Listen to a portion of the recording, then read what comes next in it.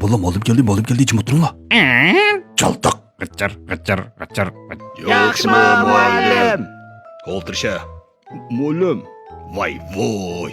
Qung'omni qizitmay turib savolni boshlayapti qo'ma qaqa. Dira, nima ish oldi? Shu muallim turmushda har xil saranglarga uchraymiz-ku, shu og'zimizni buzsaq bo'lmaydi. Biz yo sapasiz bolalar bo'lmasak, Ha, durust.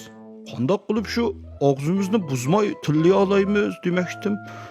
Sapasiz insonlar fiziologiya jihatdan odam hisoblangani bilan amaliyotda yer shariga qarnupus keldi bular. Muallim, birisi meni onangni deb tildiz qandoq qilaman? Sening mushta tug'ildig'ingni bilgachkami, onang bilan balduroq og'rilib ketgan deb qo'y. Muallim, birisi og'zini bek buzibsa qandoq qilaman? Opla, og'zing bek maynatga hojatxonaga kirganda og'zingni etmay chiqqanmadi. Og'zingga biqib so'zladingiz-ku. Onang sizni boqmagan bilan men og'zimni yomon yaxshi boqamadi. Sen meni tillayapsan? Tillash? Xato tushunding. Bu tillash emas. Bu degan sening qavrtishingga yozmoqchi bo'lgan ko'ngil so'zim.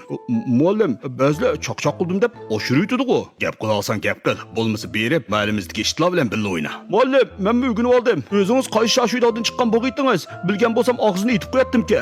O'zingizda to'namagan bo'lsangiz aynak qarang. Bo'lmasa yagsib shuning qarang. Qo'lingizda ishlasangiz ishlatding. Bo'lmasa haqqi ijara beriting. Xotirjam gap qilavering. Men g'oljirst vaksinasini urib bo'lgan. Ay, isit. Insonlar taraqqiy qilayotgan chaqda sen nima qilgan bo'g'itding? Yaqin dunyoga ishchingiz bak surib ketib qolingizda chichivatdingizmi? Tezroq uyga qaytib keting. O jiroqdan axlat mashinasi kelyapti. Sizni olib ketib qolmasin. Ha, mana. Yaxshi o'rganibsizlar. Endi yondan bayondan o'quvchilarda qildinglar. Esinglarda bo'lsin, har qaysinglarni ota-onanglar sopoliq yaxshi odam bo'lsin deb tarbiyalagan. Shunga bundaq gaplarni faqat ishakni tilaganda ishlatimiz-mi? Darsni tushunglar.